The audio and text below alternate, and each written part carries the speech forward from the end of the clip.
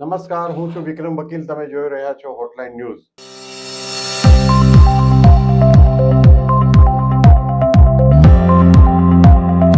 ગુજરાત સરકારમાં બધું સમસૂત્રો નથી ચાલતું, એના પુરાવા બહાર આવી રહ્યા છે. હવે ખાસ કરીને એવું લાગે છે કે ભાજપને વિરોધ પક્ષની જરૂર નથી. ભાજપની અંદરથી જ અસંતોષ એટલો મોટો ચરુ ઉકળી રહ્યો છે અને ભાજપના ધારાસભ્યો પણ હવે ખુલીને બોલતા થયા છે, પત્રો લખતા થયા છે અને સરકારની ટીકા કરતા થયા છે. એનું કારણ પણ બહુ સાફ છે, કારણ કે આ સરકારમાં પોતાના ધારાસભ્યોના કામ નથી થતા અને અધિકારીઓ એ કરી શકે છે અને એમને કંટ્રોલમાં રાખવા, કાબુમાં રાખવા ભૂપેન્દ્ર પટેલ સંપૂર્ણ નબળા પુરવાર થયા છે.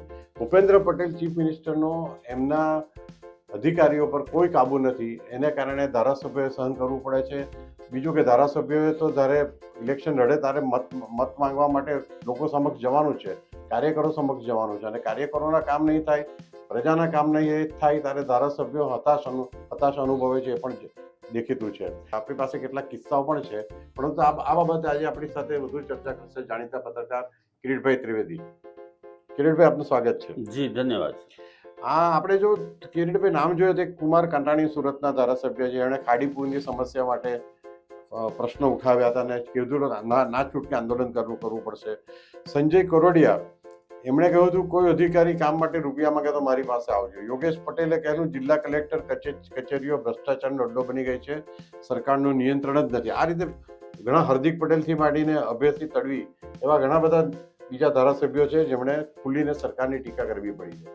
ચોક્કસપણે વિક્રમભાઈ, આ ભારતીય જનતા પાર્ટીનો સિલસિલો વર્ષો પુરાણો છે. આપને હું યાદ અપાવું કે ફકીરભાઈ ચૌહાણની આગેવાનીમાં જ્યારે કોર્પોરેશનનું ઇલેક્શન લડ્યા હતા અને 99 બેઠકમાંથી 98 બેઠક ભારતીય જનતા પાર્ટીની આવી હતી અને ઉધનામાંથી એકમાત્ર પ્રકાશ દેસાઈ કોર્પોરેટર તરીકે ચૂંટાયા હતા. ત્યારે પણ ભારતીય જનતા પાર્ટીને વિરોધ પક્ષની જરૂર નહોતી પડી. ત્યારે હજુરિયા ખજુરિયા ચાલતું હતું, એની સાથે સાથે લેવા પટેલ અને ગોલવાડિયા પટેલ એટલે હાલારી ગોલવાડિયાનું પણ ચાલતું હતું.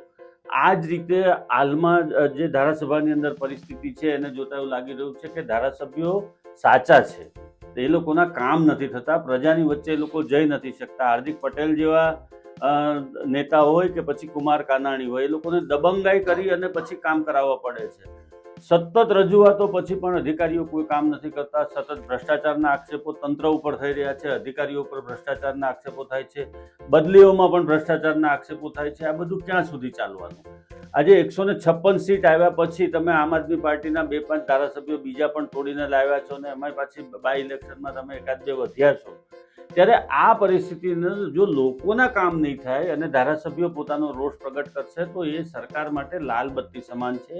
એ લોકોએ સમજી જવું પડશે, આ સાનમાં સમજી જવું પડશે કે એમના જ ધારાસભ્યો એમનો વિરોધ કરે છે, એમના જ મંત્રીઓ એમનો વિરોધ કરે છે. અમરેલીના નારણ કાછડિયા પણ છે અને મનસુખ વસાવા પણ છે. આ બધા પણ એનો વિરોધ કરી રહ્યા છે. ઋષિકેશ પટેલ જે આરોગ્ય મંત્રી છે એ તો એટલે સુધી કહે છે જે પગલાં ભરવા હોય એ ભરો એમ કહીને એ લોકો નિવેદનો આપતા હોય છે અને એના રેકોર્ડ સત્તાવાર રીતે એ લોકોને બધા જ વિડીયો વાયરલ થઈ રહ્યા છે. પરિસ્થિતિ નિયંત્રણની બહાર જઈ રહી છે ભારતીય જનતા પાર્ટીની અને કાર્યકરોમાં એક પ્રકારનો રોષ જોવા મળી રહ્યો છે. બધા એવું પણ અંદરખાનેથી ચર્ચા કરી રહ્યા છે કે જો આ જ પ્રમાણે વહીવટ ચાલવાનો હોય તો વિસાવદરવાળી થતા વાર નહીં લાગે. એનો અર્થ શું છે? આ ગર્ભિત ચીમકી છે એક પ્રકારની કાર્યકરોની અને નેતાઓની. એ લોકો પક્ષને પણ ચીમકી આપે છે. નહીંતર ભારતીય જનતા પાર્ટી તો શિસ્તબદ્ધ પક્ષ કહેવાય છે, કેડર બેઝ પાર્ટી એમ કહે છે. પણ આ પરિસ્થિતિ ઊભી થવા પાછળનું કારણ નબળો વહીવટ છે અને નબળા વહીવટને કારણે ઠેર ઠેર ભ્રષ્ટાચારના દુકાનો ખુલી ગઈ છે. કલેક્ટર કચેરી હોય કે શિક્ષણ વિભાગ હોય કે કોઈ પણ વિભાગ તમે લઈ લો કે પોલીસ વિભાગ લઈ લો, તમે સામાન્ય માણસોના કામ નથી થતા. પ્રજાને રંજાડ છે અને પ્રજાની રંજાડ હોય એ ગમે ત્યારે બેલેટ પેપર ઉપર આવતી જ હોય છે. એટલે આ પરિસ્થિતિમાં જો હજુ પણ તંત્ર સુધરવાનું નામ લઈ લે અને અધિકારીઓને કંટ્રોલ કરવામાં નહીં આવે તો આવનારા દિવસોમાં ભારતીય જનતા પાર્ટીને વધારે મુશ્કેલ પરિસ્થિતિનો સામનો કરવાનું આવી શકે છે. અને કિરીટભાઈ, જે આપણા સૂત્રો દ્વારા મને માહિતી મળી છે એ પ્રમાણે સેન્ટ્રલ ગવર્મેન્ટે પાસે આઈબીનો એક એવો રિપોર્ટ છે કે સૌરાષ્ટ્રમાં ભાજપને ખૂબ મોટી તકલીફ પડી શકે એવું છે આવનાર દિવસોમાં.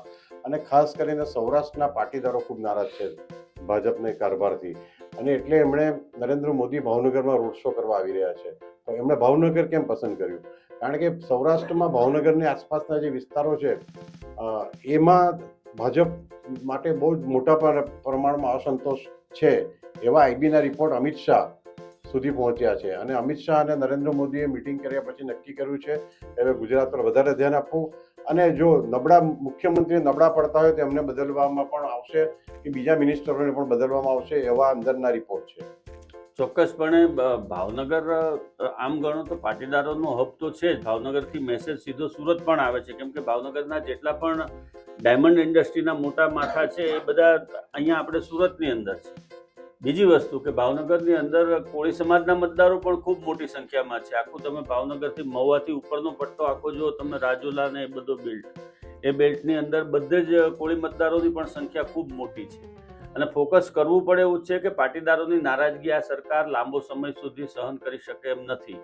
અમરેલી, જુનાગઢ, રાજકોટ, જામનગર, ભાવનગર આ બધા સેન્ટરોની અંદર પાટીદાર કેન્દ્રિત રાજકારણ હંમેશા રહ્યું છે અને એ લોકોને મનાવવા પડે તો મનાવવા માટે પણ મોદી તૈયાર છે અને અમિત શાહ પણ એના માટે તૈયાર છે. અને આ રોડ શો કરવા પાછળનું કારણ પણ એ જ છે કે ફરી વખત પ્રજાને ફરી વખત ભારતીય જનતા પાર્ટી તરફ ખેંચવી. અને ભારતીય જનતા પાર્ટીથી વિમુખ જો આ મતદારો થશે, પાટીદાર મતદારો કે કોળી મતદારો, તો એ પરિણામો માઠા આવશે, એ લોકોને ખબર છે. કેમ કે આદિવાસી પટ્ટાની અંદર પણ અસંતોષ છે. આપણે અંબાજીથી લઈ અને ડાંગ આહવા સુધી જોઈએ, ઉમરગામ સુધી જોઈએ તો ત્યાં પણ અસંતોષ છે. મધ્ય ગુજરાતમાં થોડું ચિત્ર સારું છે. મધ્ય ગુજરાતમાં એટલા માટે સારું છે કે ત્યાં સમૃદ્ધિ થોડી વધારે છે અને આ લોકોને થોડી મુશ્કેલી ઓછી પડે છે વહીવટી બાબતોમાં. પરંતુ બાકી તમે દરિયા કિનારો આ બાજુથી લઈ લો, કચ્છથી લઈને વેરાવળ, સોમનાથથી ભાવનગર સુધીનો પટ્ટો લઈ લો કે વચ્ચે મધ્ય ભાગમાં સૌરાષ્ટ્ર લઈ લો, એ તમામ સ્થળો ઉપર મુશ્કેલી છે ભારતીય જનતા પાર્ટી માટે અને મતદારો એમનાથી નારાજ છે, એમના નેતાઓથી નારાજ છે, કાર્યકરો પણ નારાજ છે. વિસાવદરનું પરિણામ એ કાર્યકરોની નારાજગીનું પ્રતિબિંબ છે. આપણે એવું ચોક્કસપણે કહી શકીએ કે કાર્યકરો નિષ્ક્રિય થઈ ગયા હતા અને ભારતીય જનતા પાર્ટી જેવું ઈચ્છતી હતી કે અહીંયાથી આને હરાવવામાં આવે. એટલે જે અત્યારે રંધાઈ રહ્યું છે એ લાંબા ગાળે ભારતીય જનતા પાર્ટીને નુકસાન કરશે અને રાજકીય સમીકરણો બહુ ઝડપથી ગુજરાતની અંદર બદલાઈ રહ્યા છે. વહીવટી બાબતો ઉપર તમારી પકડ ન હોય મુખ્યમંત્રીની, એ ઘણા લાંબા સમય પછી આ વસ્તુ આવી છે.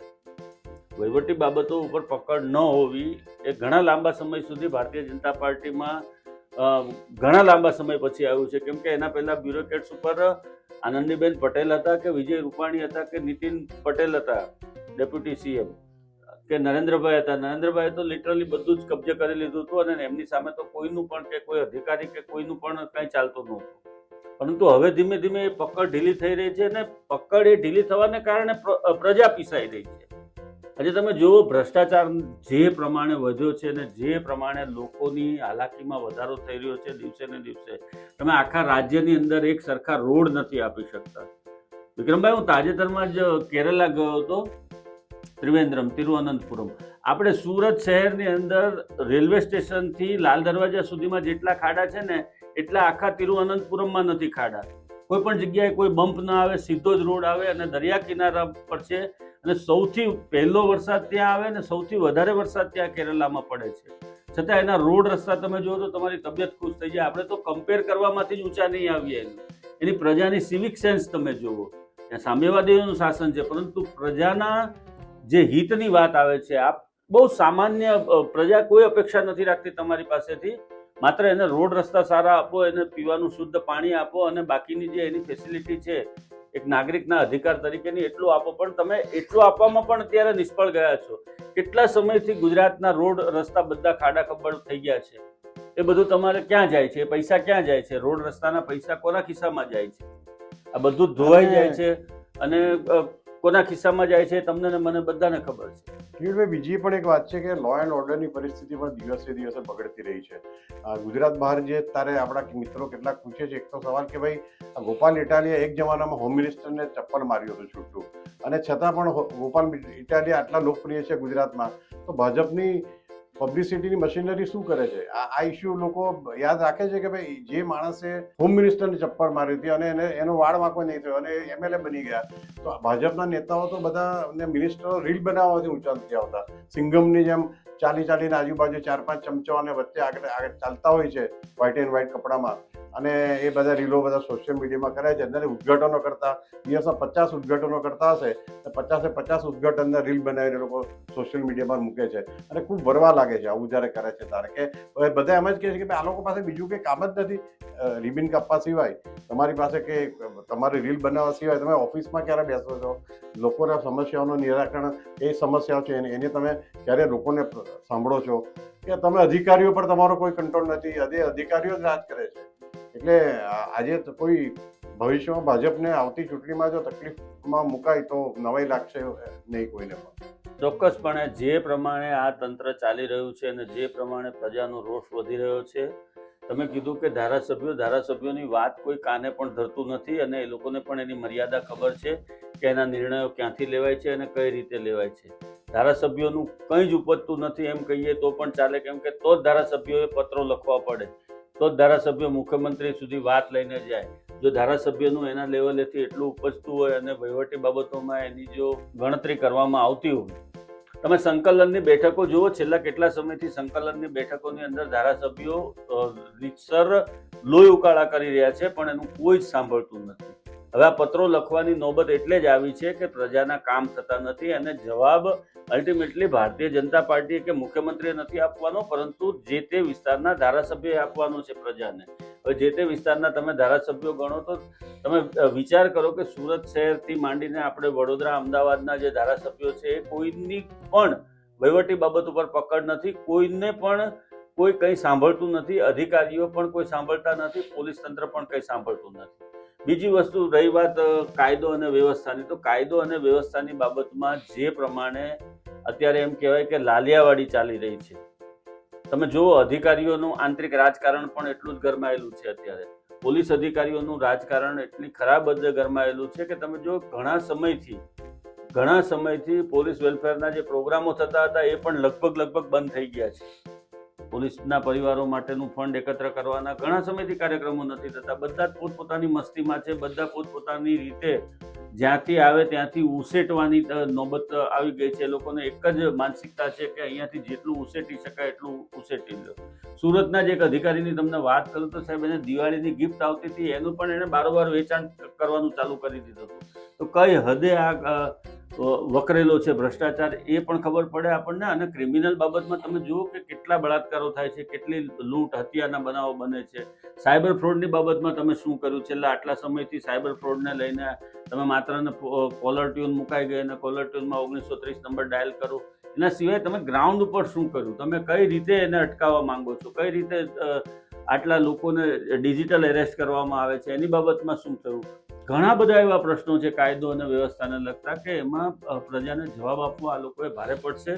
અને એટલા માટે જ આ બધા જ ધારાસભ્યો, મોટાભાગના ધારાસભ્યો અને મંત્રીઓ છે એ લોકો પત્ર લખી રહ્યા છે. એ બહુ સાચી વાત છે, અને ધીમે આની અસર સચિવાલયમાં પણ દેખવા માંડી છે. ધારાસભ્યો પણ મિનિસ્ટરોને મળવાનું ધીમે બંધ કરે છે, કારણ કે જ્યારે એમના કામ જ નથી થતા અને મળવા જાય છે ત્યારે ઉદ્ધતાઈથી એમને જવાબ આપવામાં આવે છે. અને કિરીટભાઈ, આજે આપણે જે મુદ્દો આજે ઉઠાવ્યો છે એ આવનાર દિવસોમાં એ વધારે વકરે એવી સંભાવના પણ છે. Thank you very much Kirit. Ji ધન્યવાદ. આવા પ્રકારના વિડીયો તમને જોવા ગમતા હોય તો હોટલાઇન ન્યૂઝ ચેનલને લાઇક, શેર અને સબસ્ક્રાઇબ કરો.